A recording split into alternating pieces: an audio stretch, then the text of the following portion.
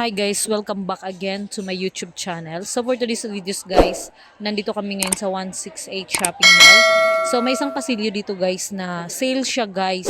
Mga jersey, shirt, t-shirt, ganyan guys. So sale sila, dating mga 380, 500. So ngayon merong tag 200. Then meron silang magagandang mga t-shirt. So 100 na lang yan siya guys. So sobrang daming tao dito na namimili guys. Kasi nga napadaan kami. So na-curious kami dito guys kasi nga sobrang daming tao talaga siya guys.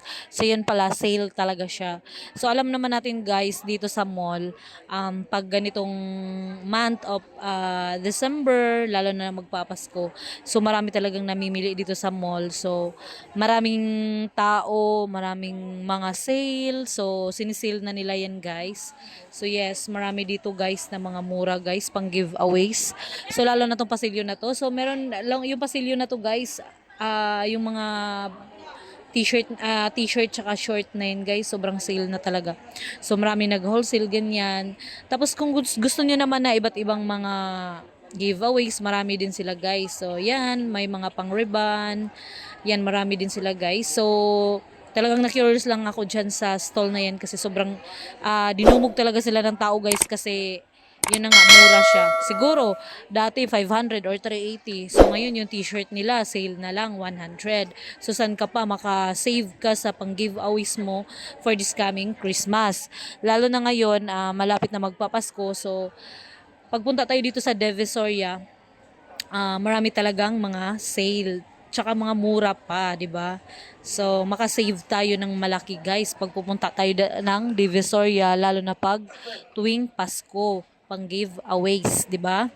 So, sino ba yung gustong maka-save? Di tayo naman lahat, di ba? So, sobra daming tao niyan guys.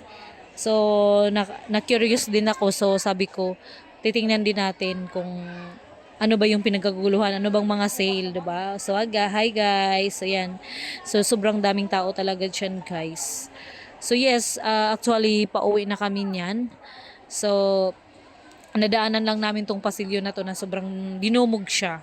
So, ganun talaga pag tuwing Pasko guys, marami talagang mga sale sa mall. So, meron din dito mga sandals, chinelas. So, actually guys, itong bilhanan ng chinelas na yan guys, nakabili na ako dati niyan. Ang ganda niya guys. Mura lang din siya guys, may 200, 300. So, meron pa nga silang 680. Yung parang sandogo style. So, yan, mga pang ladies wear, 100.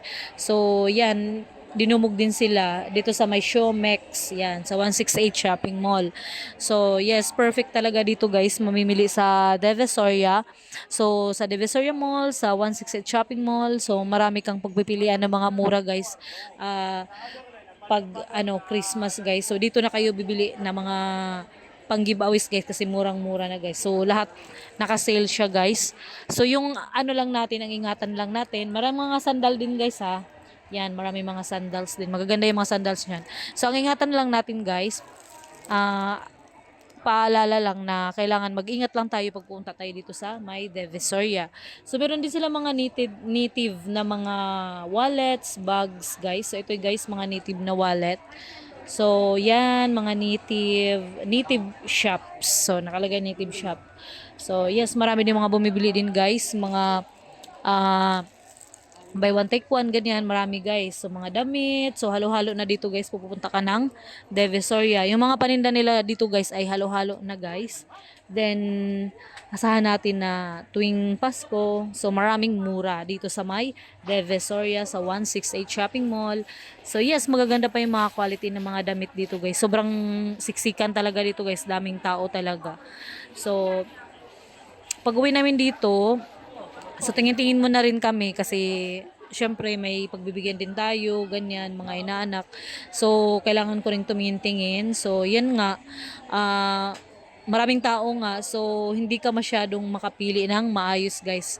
Pero, syempre, sanay na tayo dito tayo sa Divisoria.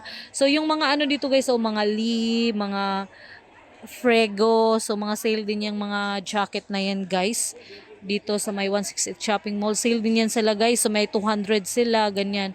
So di ba mahal man yung mga lay. So sinale din nila guys yan. Ito yung shop nila. Yan, may 200, 400, 300. So, kayo na lang pumili, guys, kung ano yung gusto nyo.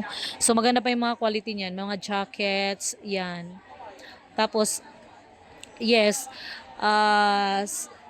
so, dito side, may mga damit din na mga polo, pang ah, t-shirt for men, women. So, halo-halo siya, guys. Sa daming nagsha-shopping dito, no?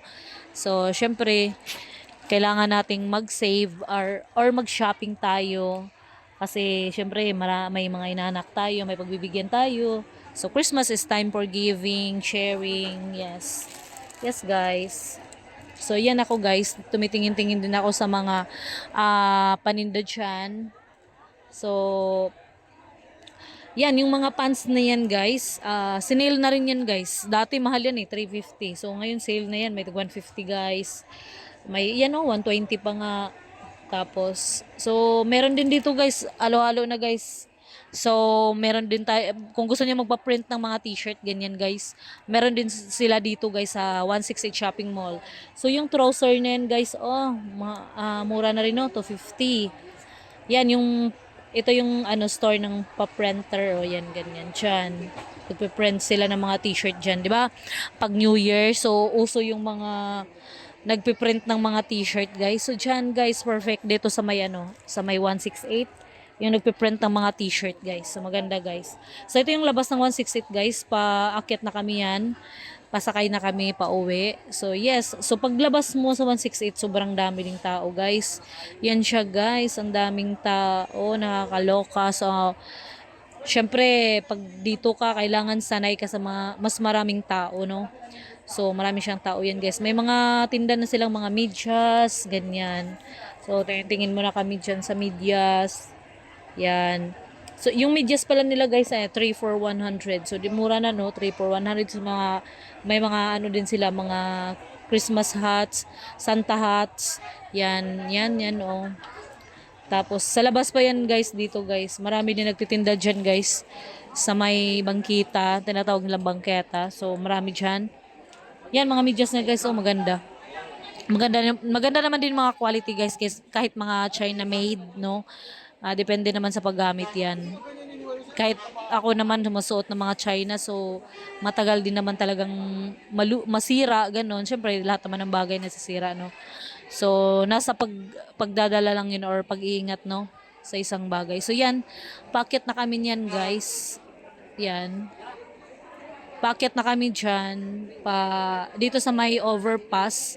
So, ito yung overpass, besides 168 Shopping Mall.